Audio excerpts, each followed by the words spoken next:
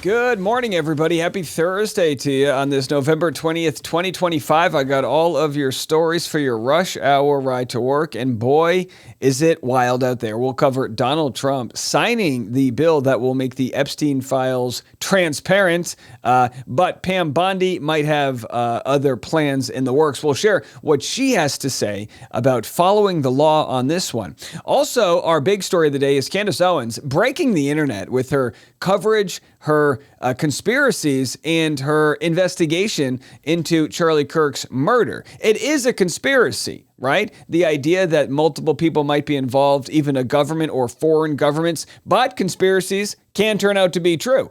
I don't have much of an opinion, but I am very interested. So I'm going to share what she has to say. This new informant that she has, I'm assuming someone who works in the government, will summarize what they have to say about these Egyptian planes that Candace is alleging have actually crossed paths and been in the same location as Charlie Kirk's wife, Erica Kirk, some like 68 times. So we'll get into that. But it's a real civil war out there in the podcast landscape. Steven Crowder debunks without any evidence, but debunks Candace Owens. So I think it's fair, if we're going to talk about Candace Owens, the claim she's making, that we'll share the other side of why people say, this is a bunch of BS. I have no problem in either direction if Candace wants to flip stones and see if there's anything there. Kick the tires, as it were. So we'll get into that. Plus, we've got an update on justice for Clayton at the end. And then a Vin Diesel update. He has a case that was against him thrown out. His power attorney, Brian Friedman,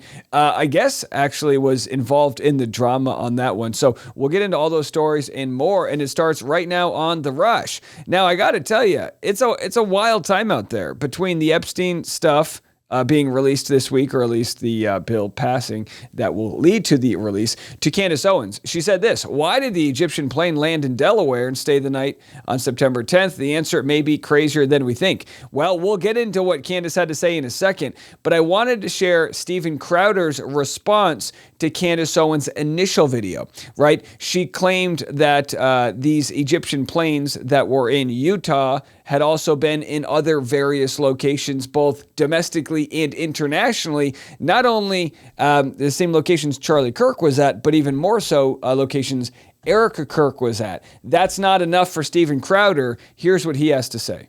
The Egyptian plane. I can spend a lot of time. No, Wichita, Kansas, by the way, is listed no less than 8 times as a destination on that spreadsheet for the plane SUBTT. It's an Egyptian-owned Dassault Falcon 7X. And just so you know, Wichita is like one of those primary, it's like a global hub in certified FAA service centers. And Dassault has had Wichita State University, a partnership with them since 2015. And this, what she just showed you, would be very much in line with basic service, maintenance, repairs. And of course, Candace, with the initial story, missed the time of the flight of departure from Provo by about 6 hours. Confused coordinated universal time with Utah time. Yeah, so listen. Again, and I'm not going to bat for Candace here because I haven't seen all the math that leads to the work that they're doing. But Candace does have a response to this idea that, they're just there for random maintenance checks. Let's do this. I want to share with you guys just several clips. I'm not going to play much of what she had to say, but we will summarize it. You're going to have to go to her podcast because she shares this very long email that she received. And, the email could be from a quack, but she says she verified it. Obviously not going to reveal their source. My bigger question, I'll start believing this, but I give grace. I have no idea, but I'll start believing this when the Tyler Robinson trial happens, and we'll have to see if any of this becomes evidence why Tyler's not behind it. The whole conspiracy ends really quickly if Tyler Robinson confesses to everything, right? Or am I wrong? I'm sure there'll still be people that don't believe it, but have a listen to what she has to say, this new email she received about the Egyptian planes. It starts out with, Candace, I'm aware that you suspect the government and other entities are involved in the events leading up to and on September 10th. I'm aware that you also tied the plane, SUBTT, yellow plane, to this, and that you are receiving tips. You might have been wondering why SUBTT made so many visits to Wilmington, Delaware, out of all places, and I can personally answer that. What I can say about myself is blank, blank, blank. I'm not going to read that. I'm not going to read that. I'm not going to read that. So then the guy goes into his credentials about why she might believe him. And this is common whenever you receive a source. They say, hey, look, I can't publicly tell you why I know this, but this is kind of part of it. Now, I will say, if there are cities that have airports that do plane maintenance, usually in a lot of cases, those airports would also have military there. It's like they kind of go together, right? I was driving through a town in Georgia that had a massive military situation going on, or maybe it wasn't Georgia. I was on a road trip, and it's like, yeah, any plane that's traveling through there, it could be military, but there could also be instances where they're just there because that's also where the repairs would happen. I'm not debunking anything right now, but she continues. The information portion reads this. As you know, on September 10th, an Egyptian government Dassault Falcon 7X, tail number SU-BTT, came into Wilmington, Delaware. I tried to pull non-public movement data, and it came up empty. For me, this means that the arrival was processed under a diplomatic and dignitary category, which would not show up in the usual places. That in and of itself wouldn't be odd if we were talking about Andrews or Dulles airports. It's odd at Wilmington. You can't verify this next piece directly, but I can independently. I can confirm that blank uses vehicles which often leave and enter that airport when they do covert handoffs. Now, I have no affiliation with SUBTT, nor am I an operator anywhere near Egypt or its planes, but I do know that only federal vehicles are allowed access to private gates housing government planes. Now, one thing, as I pause here for a second, you have to realize is Candace Owens is coming off absolutely terrified as she reads this. Whether it's true or not, I believe she believes that this is dangerous information to be sharing. If it's true what she believes, that this was a inside job where there was something Charlie Kirk knew and they couldn't have him knowing this, so they hired a hit. If that were the case, she's absolutely terrified. I don't know if that's the case. I tend to believe that the simplest story is the correct one. In this case, it would be lone gunman, does something crazy, security botched it, X, Y, and Z. But I also can't argue with Candace's response to a lot of the things that have gone down, the debunking of it, believing there's no way the bullet would have been used, and so many other things, right? So I'll share her summary in a second. But I wanted to share online, just for the sake of trying to be fair here, some of the things they're trying to refute. This idea that Erica was around the plane in multiple different instances. It is a plus or minus 3-day window. That's not surveillance. That's just two planes existing in the same huge area around the same time. No airport codes, no timestamps, no exact locations. Without those, you can't show anyone who was ever in the same airport, let alone the same hour. Private jets repeat the same flight routes constantly. They use the same fuel stops, maintenance hubs, and common airports. Yeah, a lot of these private jets have, they make multiple stops at different places. And if that's the case, and if Charlie Kirk or Erica Kirk are touring the Midwest or going to different places, would it be common that over the course of over a year, you would overlap with some of these places? It's like if you told me, yeah, Dave, you were in Chicago 17 times, I'd go, yeah, well, if I got to reroute through, whatever, you understand, right? So they say, we don't know the time span or total flights involved. 73 overlaps sounds big, but over months or years, it's completely normal. She treats plane movements like random lottery balls, but aviation isn't random. Routes are fixed, hubs are predictable, and patterns repeat. I guess that's true, right? How many different hubs would there be in the United States where a private jet might go to refuel? So you'd have to compare. And again, I apologize to those that want me to be knee deep in the conspiracy, but a lot of people say, hey, no one's refuting what she's saying. Well, this is part of confirmation bias. It doesn't mean Candace isn't onto anything, but it is confirmation bias to think, man, this is X marks the spot. There's private jets that go through there, and Erica Kirk got in and out at the same rest stop. Like, that all might be true. And again, I don't mean to trivialize it. It's just a lot. And when you're going to make pretty wild accusations, in Candace's case, she says, who called the hit on Charlie Kirk? She's already got one lawsuit out there. She's being sued by the French president. It's like, your legal people are going to be, working overtime here. So I just, I can't share the full half an hour of the letter she read, but I'll just read the bullet points. So the writer says that the unmarked or plate swapped federal vehicles arrived at the airport during the same window, something that only happens when handling foreign government aircraft. Vehicles allegedly traveled to 920 North King Street, a building that has been a federal resident office since the 1990s, currently houses FBI, DEA, and U.S. Secret Service.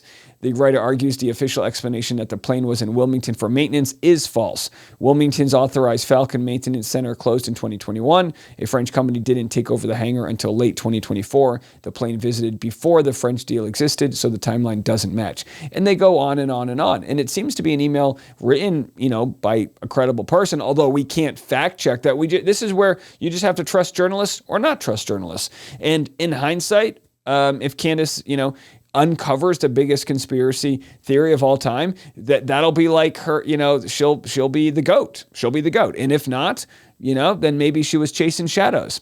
The writer claims to be someone with inside knowledge who cannot reveal their identity, but who can't hold this information anymore. Candace interprets the letter's claims as evidence of a coordinated federal operation tied to the circumstances surrounding Charlie Kirk's death, although the letter doesn't make that implication. So do with that information what you want. I know it's a lot to share. I tell you what, let's reset the deck. I'm going to cover some Epstein stuff. Donald Trump is prepared to release the Epstein files. We'll continue to cover Candace as she unearths or gets debunked, whichever one it is, the Charlie Kirk stuff. I appreciate those that have, enjoyed our coverage, as we're just trying to be fair. Got to call balls and strikes. Coming up next, massive updates regarding the Epstein files being released. The Rush Hour is sponsored by Masterclass. With Masterclass, you can learn from the best to become the best. What better gift this holiday season? I actually gifted Masterclass to a family member who was looking to add some levity to life. I gifted her Amy Poehler's class about applying the principles of improv to your life. With Masterclass, you get thousands of bite-sized lessons across 13 categories that can fit into even the busiest of schedules. With plans starting at $10 a month, billed annually, you get unlimited access to over 200 plus classes taught by the world's best business leaders, writers, chefs, and more. And there's no risk. Every new membership comes with a 30-day money-back guarantee. Masterclass always has great offers during the holidays, sometimes up to as much as 50% off. Head over to masterclass.com/rush hour for the current offer. That's up to 50% off at masterclass.com/rush hour. Masterclass.com/rush hour. This episode of the Rush Hour is sponsored by Veracity. Welcome to an all-natural way to slim down, get energized, and sharpen your focus. Veracity is revolutionizing health by tackling the root cause of so many issues, metabolism. With Veracity's drug-free, clinically proven, and doctor-formulated solutions, you can support your body's need to live your healthiest life. If your goal is weight loss, you need to try Metabolism Ignite, a natural, safe, plant-based aid that results in an 85% reduction in hunger and is clinically proven to lose on average 9 pounds in 90 days. I started Metabolism Ignite a couple weeks ago in just 2 capsules with breakfast. I feel energized and focused all day. Veracity is a unique blend of lemon, verbena, and hibiscus extracts, green coffee bean extract, and magnesium. Veracity doesn't just offer a quick fix for weight gain. The products actually help you maintain a healthier lifestyle. So make the switch to GLP-1s the natural way. Head to veracityselfcare.com during their Black Friday sale for up to 50% off your order. Once again, that's veracityselfcare.com for 50% off. Donald Trump has signed the bill to require the Justice Department to release all unclassified records related to Jeffrey Epstein. It feels a little too good to be true. This after he, of course, met with Lauren Boebert in the Situation Room, was demanding people, not sign on for this, even though, when push came to shove, when it looked like it was too little too late, just about everyone, other than one person out of hundreds in the House of Representatives and Senate, nearly unanimously said, no, we need to release this stuff. So Trump quickly signs the papers to release it. But is it going to be that easy? Well, here's what Pam Bondi has to say when she was asked about if she will follow the law. Does the new investigation by the Southern District of New York U.S. Attorney prevent the department from releasing all of the remaining files? So we have released over 33,000 Epstein documents to the Hill, and we'll continue to follow the law and to have maximum transparency. Also, we will always encourage all victims to come forward. Now, what does that mean? We'll continue to follow the law. As you guys know, we've talked and floated the theory that they're going to reopen an investigation with the new emails that they got from the Epstein estate, which, by the way, they should have already done that if they were doing their work as the Department of Justice. I mean, the Department of Justice, they have nearly unlimited resources to find all the information regarding the Epstein investigation. Now, clearly that wasn't happening. Pam Bondi, of course, in Florida, was there when they decided not to go hard after Epstein years and years ago. And folks say, well, what if there's Democrats involved? Get rid of them all. Get rid of them all if you were actually in the files for nefarious and illegal purposes. We've heard from people saying, well, what if Trump plans to redact all the names? That might be a plan. And that would be a big conspiracy if that happened. If Trump or any other officials were caught destroying evidence or getting rid of evidence, or if they were ordered to do so, like if Trump ordered someone to do so, that's a penalty that's not protected by presidential immunity, as far as I've heard. So this idea that they're just going to get rid of Trump's name where he's in it, not going to happen. His name was in thousands of the emails that were just released by the Epstein estate. What emails did they not want to release? You have to imagine they didn't just give over everything. Maybe they were holding on to things for leverage, or they, who knows? But we do know that we don't know all the information, but hopefully we get that soon. So if there is any funny business that goes on, I'm being told are multiple copies of the Epstein files that some of the victims' lawyers have. So again, we'll have to see. But new claims are coming out about victims, including some that, if true and if the evidence is out there, will honestly put a quick end to Trump's presidency. Truly. And again, we'll have to see if that evidence comes out. How about this video? This is a video of a sailboat. They pulled up to Epstein Island. Look at this. So this took place Monday morning, August 12th, so it was several months ago. But they claimed that they were just sailing by Epstein's Island, and it was covered with FBI agents. Now, how would they know they were actually FBI agents versus some other investigative people? Who knows? Maybe they had FBI jackets on. Maybe my thought was it was Trump sending people there to recover his concepts of a healthcare plan they were looking for. Either way, is this island not cursed? I mean, it's a beautiful island, but Mr. Beast couldn't give this island away. What they need to do is plant a bunch of sage and then burn the sage and just kind of smudge the whole place. Speaking of tragic stories, this singer David, not me, spelled D4VD, weird. He's not a suspect yet in the homicide of Celeste Rivas. We've been covering her. She was found tragically deceased in the frunk, which is the front trunk of his Tesla. So I don't know why, but he has not been named as a suspect yet. But they are saying even though he's not named as a suspect, they view him as a suspect, which it might sound like the same thing, but it's not. So we'll have to see if they officially name him and why they haven't done that yet. And I got another bizarre story for you. A lot of crime happening out there. We've covered this in the past, but there's new updates to the Olympic snowboarder Ryan Wedding. He's a Canadian snowboarder who became a drug kingpin. And now they have information, I guess, I don't know if I can trust this. Pam Bondi has information that he allegedly ordered the killing of a federal witness in Colombia. Now, I don't believe anything Pam Bondi says, right? Because they also made claims that Obama committed treason, although they haven't charged him with treason. So again, I take this with a grain of salt. Have a listen. Today, the Justice Department is proud to announce new developments in our ongoing investigation into Ryan James Wedding. Wedding is the former Olympian from Canada who is now the leader of a transnational criminal enterprise. He's currently on the FBI's and has been top 10 most wanted list. He controls one of the most prolific and violent drug trafficking organizations in this world. Now, look, we know snowboarders do a hell of a lot of the old booger sugar, right? Cocaine for the old people out there. We know that he goes skiing when he snowboards. You know what I mean? Doing rails. But again, listen, and I'm one of those folks, not everyone agrees with me on this, but I'm one of those people that thinks we should legalize drugs. I think we should legalize it, tax the hell out of it, fix the potholes. If people want to do cocaine, let them do cocaine. Now, if you're going to start killing informants, that's a whole nother issue. So again, and by the way, if you're watching on the audio, we're looking at a video of Pam Bondi with Kash Patel standing behind her. Kash Patel looks like he just farted and he doesn't want to give it away. But we're on to you, Kash. We see you. He is currently the largest distributor of cocaine in Canada. Wedding collaborates closely with the Sinaloa Cartel, a foreign terrorist organization, to flood not only American but also Canadian communities with cocaine coming from Colombia.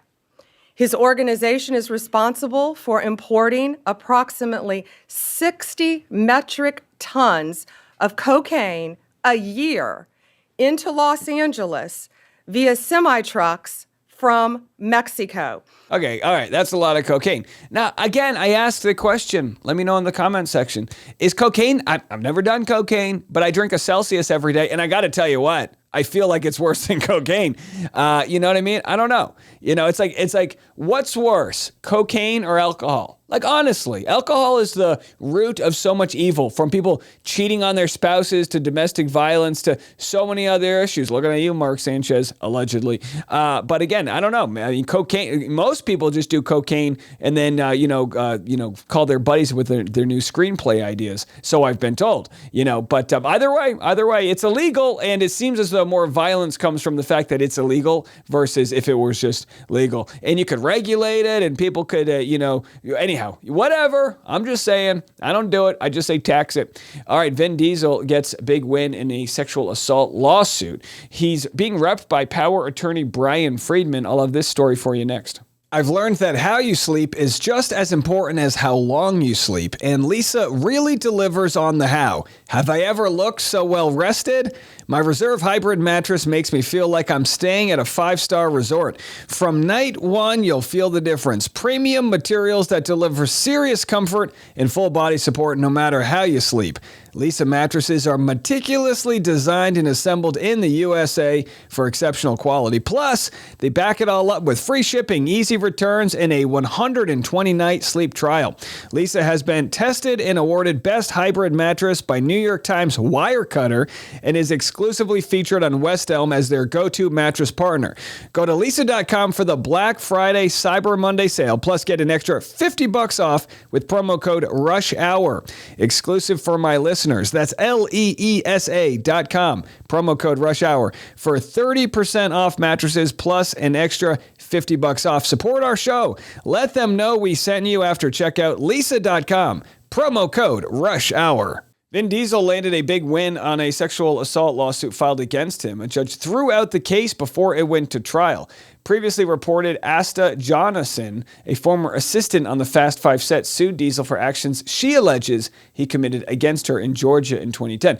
Excuse me. Turns out they threw out the case because they tried to apply California law, even though the filming was in Georgia.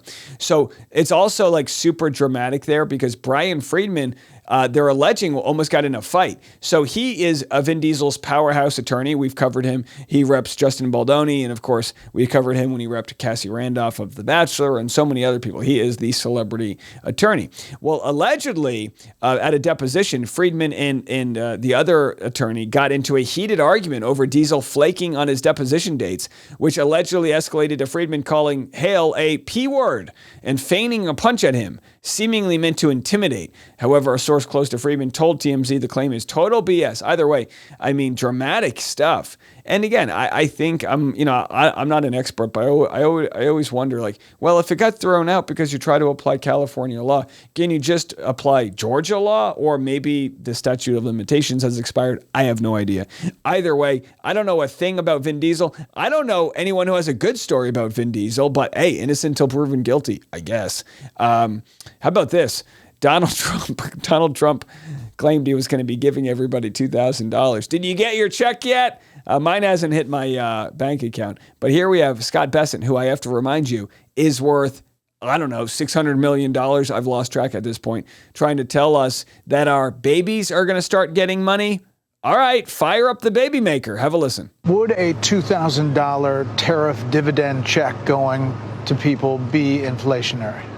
Well, there are a lot of things that are going to happen next year. Is that one of them? And that could be one of them. And again, maybe we could persuade Americans to save that, because one of the things that's going to happen next year is the Trump accounts. Every child who was born from January 1st for the next 3 years is going to get a government account that goes into the stock market. So every American child born for the next 3 years, starting January 1st, is going to have that. They can take it out when they're 18. All right, so that's, of course, their way to incentivize, I guess, people to bump uglies and have babies. I don't know. I mean, maybe just give us all a little bit of a tax break. But of course, I don't know. Whatever. I'm skeptical of everything at this point. But we had a baby last year. Can I get a couple bucks? We'll throw it in the stock market. By the way, what good's that going to do if the whole market collapses? I don't know. But you know who the market's not collapsing for? This guy. Not this guy. This is a Sotheby's auctioneer. Boy, I would love to be an auctioneer one day. But here we have, I think this is the most expensive painting ever sold, $240-ish million. Have a listen. I think this is it, at $205 million. Here it is for the Elizabeth Lederer portrait, only at Sotheby's, here in the Breuer. The Klimt, Julian, is yours. Congratulations. So there it is. And I'm just here to tell you this. Whoever's on the phone with that guy, he doesn't pay enough in taxes. That's all I'm trying to say. All I'm saying is if you have a cool $236 million, you don't pay enough in taxes. And that's all artwork is. Now, no offense, I'm sure it's fantastic art. But, and again, I'm no expert, right? I want to legalize cocaine, just tax the hell out of it. If people want to go do the booger sugar off a hooker's butthole, live your life. Just let's get some, potholes repaired. But then the idea that someone would pay $236 million for artwork, listen, it's hard to move money. Buying art is a money laundering scheme. It's like a legal way to move money. You can spend a quadrillion dollars on a piece of paper and then say, well, this is my art, and then you can walk it somewhere where you couldn't literally. Anyway, what do I know? I'm not a quadrillionaire. Either way, whoever bought that painting, my Venmo is DNEALZ. That's D Niels. You can sponsor my life. I'll quit my show for the right price. You name it. And it's probably not as much as that painting, that's for sure. All right, that's it. I'll tattoo your name on my forehead for the right. I got a lot of space up there too. Who needs Botox when you can be sponsored by an art dealer? All right, we're done here. That was our show. I try to be eclectic. I try to give you a bunch of random water cooler news, pop culture, political, some cases a little bit of both. Hope you enjoyed it. Hit the like button, leave a comment, subscribe if you haven't already. We'll be back this afternoon for another episode of The Rush. We'll talk to you later. I'm Dave. Have a good one.